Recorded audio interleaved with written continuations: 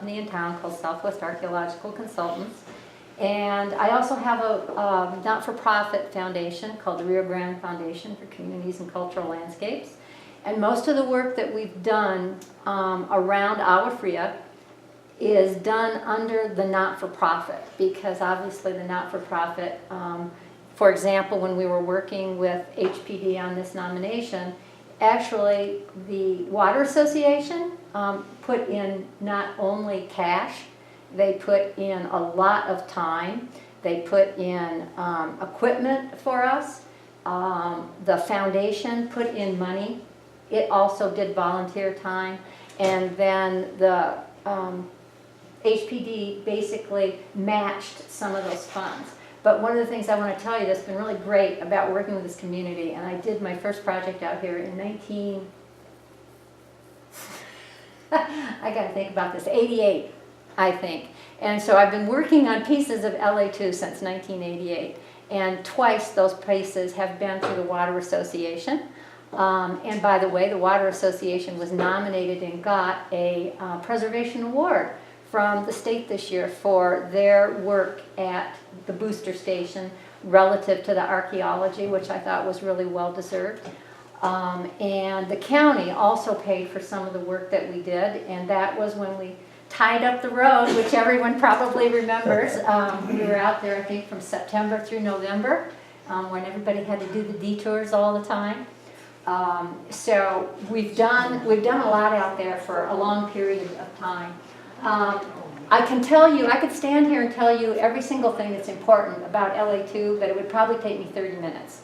What I will say very easily is every one of the criteria that Steve listed, we found at LA2. It's an incredible site. It's a huge site.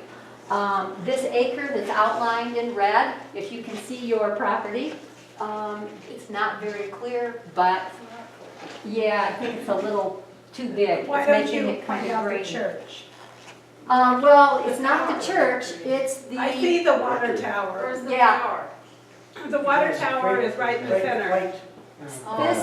This is the complex of the administration buildings and the senior center and everything that used to be there that has expanded. The old Church of Cost is over here to the edge.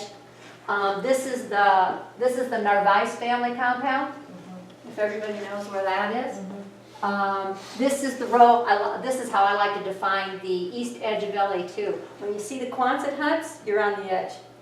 So it stretches over 11 acres out there. And some of the way that we've gotten the size of that site is because when we're out there working, people will come up and they bring us shoe boxes and say, "Oh, I just got this out of the garden," or or "This was in the fill in the driveway."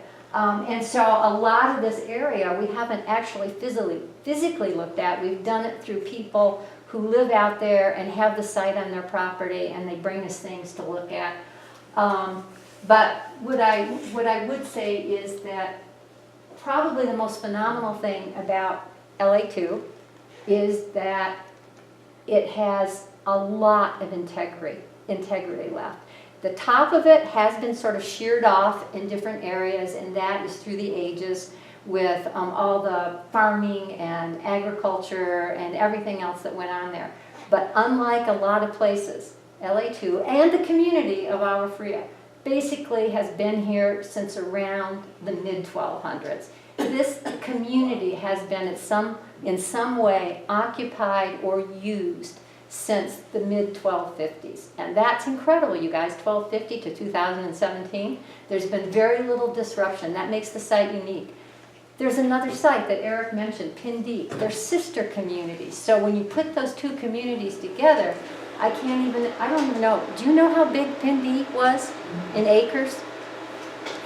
But I know that with Pindi, it's more concentrated than LA2 is. Pindi was more concentrated, but there are 5 sites right across the river from the water booster station, which pretty much, I think, probably are buried also, but maybe the top part, the uppermost recent part of history has been leveled, but there's a lot of the site underground. That community, and Steve Post recognized about 6 more sites up the river from Pindi, which makes for like 13 to 17 sites in a 3-mile stretch along the river. It was a huge community. It may have been one of the biggest communities in probably the Santa Fe River Valley back in the 1200s and 1300s. So that's what's remarkable about it. The longevity, the integrity, and the amount of information that can come off that site. It has the ability to answer some of the questions that Eric was talking about. Not because other sites don't have that ability, but they're not concentrated in one place where you can look at everything through time. You can see what's going on. You can get a feel for what people were doing. You don't have to go to 8 to 10 different sites to address a research question. If you had the inclination and the money and everything else, you could literally answer a lot of the questions in the northern Rio Grande prehistory by having that one site there. So that's why we call it an incredibly phenomenal site. Is Pindi visible on this map, or is it out of the frame? I think it's out of the frame, isn't it, Eric? Yeah, it's a little farther east and then the north side of the river. So what I want to do instead is I want to show you this site. I want to show you what's under the ground below where some of you live and some of you drive your car over all the time. Let's see. Right side, Eric, right? Right side.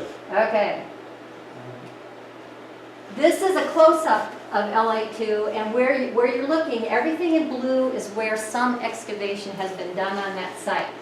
Everything that's outlined in white is where we have found either mounds or large concentrations or depressions. And then you can see the long sliver of blue right there, which is the water booster station that we've been working on most recently. But at one point, a number of years ago, the church actually had us do a survey of some of their property, and this is where we identified some of this stuff. People have worked on this site since 1911, and in the 30s, a guy named C.R. Pollard, I don't know if you guys remember, but he had a ranch, and it was right where this sort of C-shaped and back in this area. He did his own excavation. He excavated 16 rooms. And he hired Santa Clara people, and it was people from Santa Clara who actually told him the name of the site and how it fit into their ideas about origins and migrations. So it was, it's pretty amazing, but again, 11 acres. That's not to say that all the parts that don't belong to that site stretch farther. We just don't know. We've had people along the edges who bring us things, and every time that happens, we keep expanding the boundaries. I mean, that's what I say when it's a phenomenal site in terms of its size. Very quickly, here's the stuff we did in the road, if you can remember that. We had 92 features. Features are things that archaeologists look at, like pit structures, hearths, middens, pits, rooms, all of these different things. We had 92 features in the road. This was the east side of the road, the west side of the road. We had everything from pit houses to portions of rooms to burials to middens. This is what one part looked like when we were done. This was an open plaza area, and all you could find were pits everywhere. And the deepest pit was 1.5 meters below the road. That's why for many years people thought this site had disappeared and they couldn't find it anymore. They thought it had totally been demolished, but it hadn't. We found walls, segments of walls. This is one of the most complicated things that we saw. This is all of this up here. We had pit structures that had been lobbed off by the road. We had huge occupation surfaces. We had pits all over the place. We had storage pits that were filled and lined with corn husk and corn. We had hearths. We had everything, all in one area, because that's what happens with big sites. When they start to be occupied in the 1200s and they're still occupied into the 1400s, people build on top. They build on top and they don't really care what the plan is. Sometimes we had rooms would be in one direction and a second group of rooms would be, and they'd be angled over the top of the lower rooms. They'd been filled with trash or filled with construction, and then they just totally reorient the footprint of the room block that was there. It made for a very confusing thing. This will just show you how many pits. that you were looking at in there. 1, 2, 3, 4, 5, 6, 7, 8, 9, 10, 11, 12. Plus the pit structure. Turkeys. One of the places that we dug into, it was a pit structure. In the upper fill of the pit structure was this turkey burial. It's almost complete, Eric. And it was inside a large pot. The turkey burial was on top of the deposit in the structure, and there was a turkey burial on the bottom of the pit structure just above the floor, also in a pot. This is the pit structure. By the time we got done, this is the structure itself. We were talking about also, part of the thing about LA2 is structure functions changed all the time. This started out as what looked like a small pit structure, and then at some point it was remodeled. And you can see that, I don't know if you can tell, but you notice how the hearths are lined up and then you have this ventilator? Well, this ventilator, this way, going up this way, was made smaller and reoriented because before it had almost like an antechamber entry, and it was oriented in a completely different direction. And the structure, what's really unique about it is, I don't have pictures of it, but they're called subfloor pits. What they are is they're radiating things that are buried under the floor, and they're used in historic pueblos. A lot of them still have them as entryways for the spirits to come in and out, so they're under the floor. And that also makes this site unique because they haven't been found anywhere else around here. This is just a close-up of the area. You can see the whole series. And they had an interesting kind of ventilator that got redone that Eric, they had one at Pindy, and LA2 had one also. It's a style of ventilator that's more common in Chaco than it is in the northern Rio Grande. This is what it looked like, and these are the radiating, I call them just like, they look like troughs, but that's not what they are. Oh, and we found wood in some of them, in the bottom still. This is a large, what we call community structure. All of this that you see down here, this was over in front of, right off the corner of San Isidro. It would be the southwest corner of San Isidro, across from, I can't remember the family's name that's there, that's got the house, Romero, where the old store was, for people who've been here for a long time. This is directly facing the old store across the road. This was a huge structure, and all of this was wood, and then it was all plastered over. This is what I want to talk to you about, redoing and changing functions. This is the second hearth complex of that room that of the structure you're just looking at. There's the third one. They constantly remodeled and changed it. And you can tell here, when it was first built and simpler, they had a square hearth. And then they turned the hearth into a circular one. And then they built an ash pit, and then they put it all together and had it become another feature. This is a line of what we call a screen. They would stick things in the ground, create a screen area, and you also have foot drums in there. Clearly, it was some kind of important, specialized community structure. And yes, Eric, I'm staying away from the word kiva. And this is what it looks like from a long shot.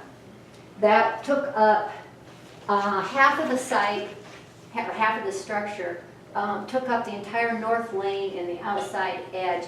And the reason that we didn't go any farther is because we would have been off the county's road right away. This is just a close-up. You can tell from the drawing, the diagrams that the archaeologists do. Each color represents a different time period, so we were able to figure out when different pits were put in and when pits were cleared. This is the booster station. This has had 3 excavations in it. We first did the north, then we did this little part right here, and then we did this larger part, which is what the National Register precipitated this. is completing it and sort of filling it out so that we would have a better idea of what was going on there. Here's the tank, obviously. This is the facilities office. And these outlines are all the portions of rooms we dug or partially excavated or excavated, I think 17, 11, 28 rooms, and yet we have about 4 or 5 of them that we didn't excavate, and then portions of it that were destroyed by when the construction happened at the booster station. This is the part that you were looking at earlier. This is the adobe rooms. If they show up like this as outlines, digging in adobe is not easy, let me tell you. It's, you sort of scrape, wait for it to dry, see if you can see the walls starting to crack through the rest of the mud and the clay, and then you go, oh, there's a room here. That's where, there's our 3 turkey shells that were all stuck together out on the surface, but unfortunately they, as you can see, they'd already been crushed. We didn't do that. This is these rooms. You'd have a floor, you get the room, and then you start digging under the floor and all these pits show up. There's just pits all over, and what that shows you is the pueblo moved, meaning the room blocks grew. And sometimes they'd be filled in, and the rooms would be totally covered also, or you'd see the pits were filled in and the rooms were built on top. They used every space they could. This is a huge, huge pit that was down here at the bottom of this one room. This is moving down the east side. This is a really interesting room. See this little half of a sort of storage feature. We think the rest of it is outside the right-of-way for the booster station as well. It was the only interior storage feature that we had on the site that we found. These curving walls, that's because we had, you can tell the difference here. This large wall that's up here was just massive. And then this weird curving wall came out and closed this way, and then there was another room down below. So they had a larger room that they then had. This shows you what it looks like digging in a room at LA2. This particular room turned out 33,000 artifacts, one room. We had, by the time we were done, we had 190,000 artifacts. And that was we only screened and kept artifacts that were in intact sediment rather than redeposited materials on top. And you can see this room was also dug into later and used again. There's a hearth up here that got half of it, and then there was a living surface. So what they had done is they'd gone down there and they created some kind of activity area in this structure that had been filling in.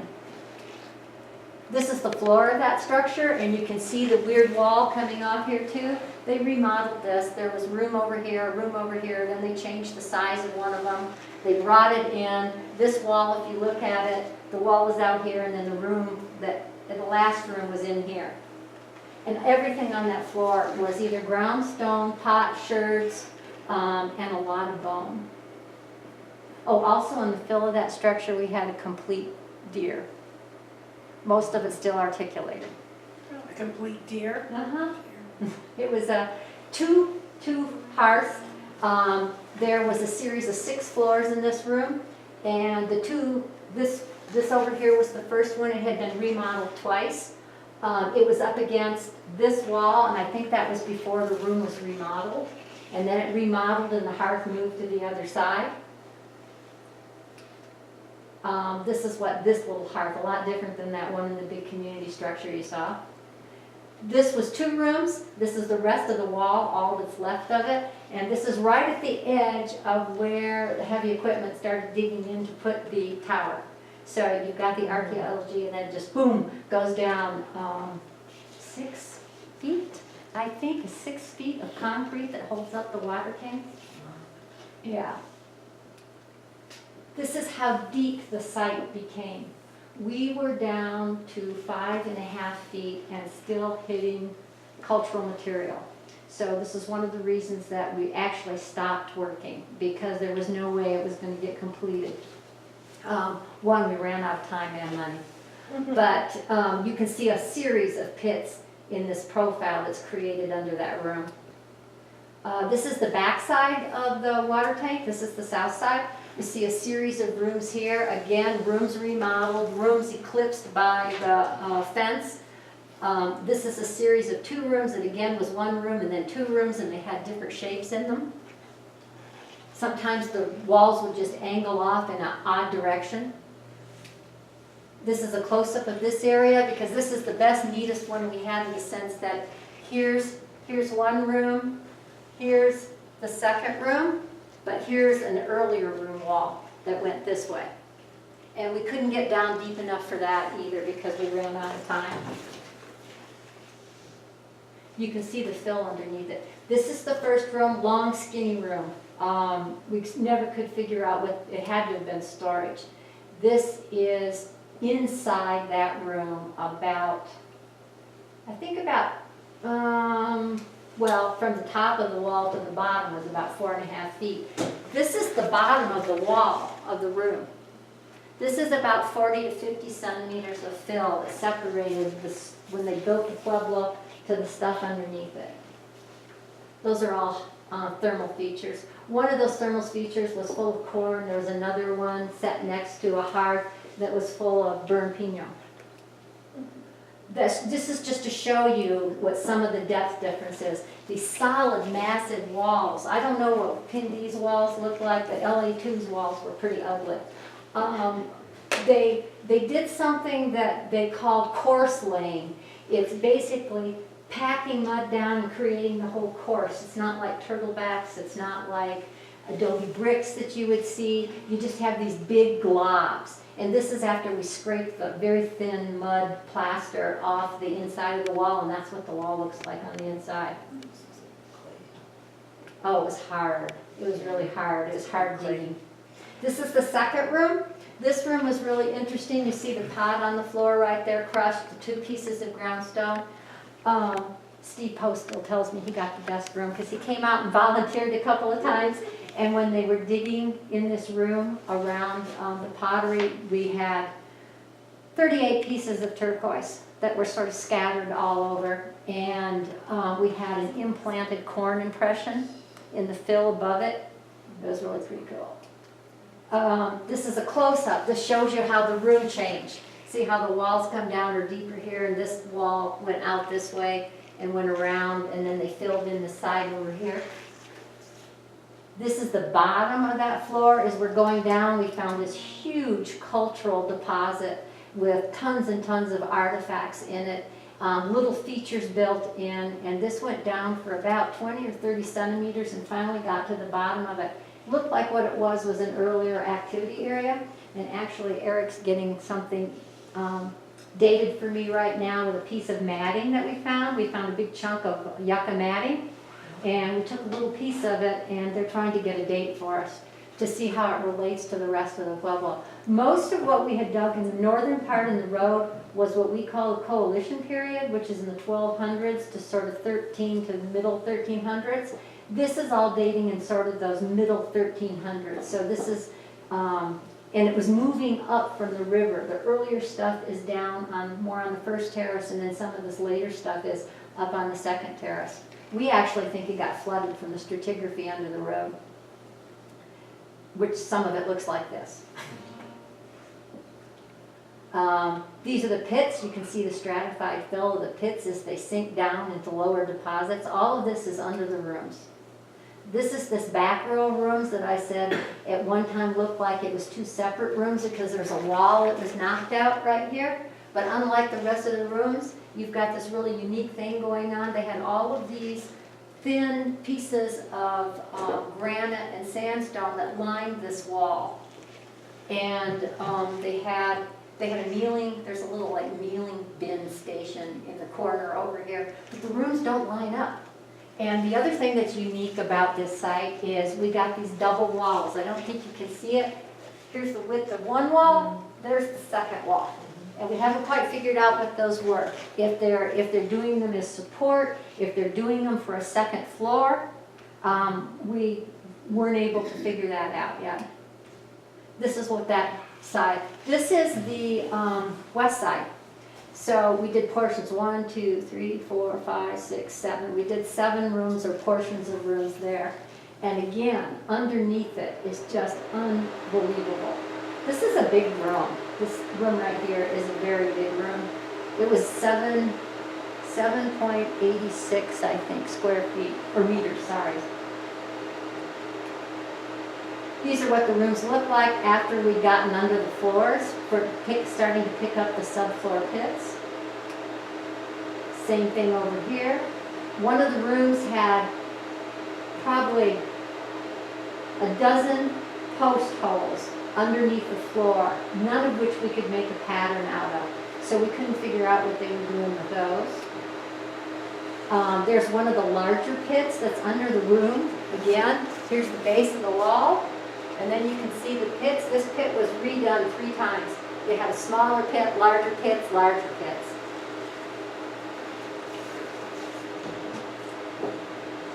Again, this poor room had 1, 2, 3, 4 pits dug into the floor. So what they were doing, I think, is creating activity areas. We had 4 or 5 of them under the west rooms. And there's some indication, because we're still working on this site, it takes a long time to pull the information together, but we think what they were doing is they were defining activity areas, and because they changed, the pits changed, the kind of pits changed. Were they ovoid, were they large, were they shallow, were they deep? And so we think there were some functional differences going on that we're also still working on. This is one of the pits. Oh, we had pits also that looked like they might have been mixing pits for adobe, which I think they did at Pindi, is they were smart. They put the pit in the middle of the room where they were building the room. They'd mix the clay, they'd mix the water, the mud, everything, then they'd build the walls around them, and then they'd cover it all up. And then they'd put a floor in. Portion of another one, you can see where all the pits are going in. And I think that's the last one. Any questions?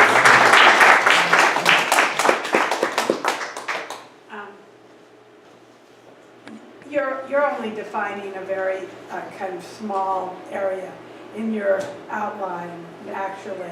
Yep. I mean, because this looks like a much bigger. We figure that all the work that's been done out there isn't even 5% of that site. I would say it's closer to about 2.5% of that site.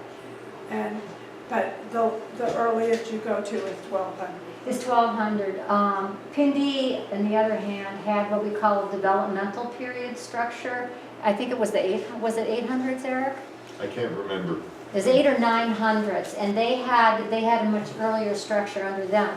But what I'm going to say is, we didn't get to the bottom of the site. So the stuff, maybe on the west side, we finally hit sterile when we had this sort of big activity areas with the pits. We dug down another probably 50 centimeters, and we got nothing but the same substrate. So we were pretty sure on the west side of the booster station we were in sterile. The east and the south side, not even close. We put augers down and we were still getting cultural material at another 50 or 60 centimeters. And some of those rooms, we literally quit excavating because we were approaching 6 feet down, which is kind of, you're not supposed to dig that deep. Thank God we had adobe walls, so that when they came out and took a look at it, it was like, oh yeah, those are pretty solid. So they didn't think it was going to collapse on us, but there was no way. We have no idea where that site ends. It could have earlier components underneath. Anybody else? Yes? How large is that room? That room, I think that's probably about 4 meters long, and the rest of it is underneath. That would come out to about 12 feet. 12 feet. Yeah. Archaeologists and their metric system, sorry. Anybody else? Yes? Based on what you have excavated, what would be the population that you estimate that lives there? I mean, because you do have calculations. You know, with only 2.5% of the site excavated, that would be like impossible. But the one thing that you have to remember is that not all those rooms and not all those room blocks that we saw at the early with the outlines around them, they're not inhabited at the same time. Right. So you could go in and say, well, we expect this many people per room, but you don't know how many of those rooms were contemporary with each other. There are guesses for, say, for example, the Northern Rio Grande, which I think is what, in like over 100,000 people, right, Eric? Wow. Yeah, for the Northern Rio Grande, so I don't know how many archaeology sites that's going to encompass. But there were thousands of people living there. There were clearly thousands of people living there. How often and at what time? I think that one of the things that archaeologists have been able to do is show when Pindi and LA2 were both occupied. And then at some point, a portion of Pindi wasn't, but surprisingly, or not surprisingly, the size of LA2 grew. It's like people may have moved from the north side of the river to the south side of the river for a while. And then it went small again, and Pindi grew. And so that's one of the things that we're looking at, is how closely related were these two. I don't know what you know about, say, Pueblo ethnography, but they have moiety systems. And there's some indications that this pattern of dual pueblos on sides of the river, they could in fact be the beginnings of the moiety system, with a pueblo that's oriented on the winter and a pueblo that's oriented on the summer. And things are being shared. Like one of the rooms we had big yellow dots on the wall, which were pretty cool. So, you continuing today? No, we're not. So, No, I think everybody ran out of money. HPD ran out of money, the foundation ran out of money. Believe it or not, we still have 3 volunteers from LA2 who are still washing and working on artifacts with us. And we finished out there in 2014. So what's the Native American name for LA2? It translates to the cold water springs, and I cannot pronounce it. I can spell it almost for you, but I cannot pronounce it. Oh, and Santa Clara has one name for it, and Tezuki has another name. What? And although they both speak Tewa, their dialects are different. And I can't pronounce it either, sorry. My Tewa is really bad. But then in Wingate? No, it doesn't. It does not, as a matter of fact. And you realize that the cold springs were there. I mean, that's the reason for this huge community was there. There was a series of springs on the south side and a series on the east side. And where the water, not the tank, but the actual well cap for the village is on that north side of the river. And that well cap in that part of the river has you know how high the terrace is there, and then it drops right down? Before they stabilized that terrace, you could see a cross section of 2 stories of rooms, and some of those rooms were absolutely filled with burned corn. So, and then there was like a little plaza area in between. So there are big plazas and little plazas out there. So the area that's like the depressed area that you didn't include, that's on the river? Yeah, a lot of that's been artificially leveled, so we don't know how far the site went from there either. We know that there's still stuff on the north side of the river where the tree farm is. In the community farm? Sort Yeah, of. behind. Tree farm, yeah. The tree farm. They have stuff under their ground surface constantly. They're always telling us, oh, come out and look around, come out and look around. I'm going, no. After all was said and done, how did you cover it? Just dirt? Yeah, we filled it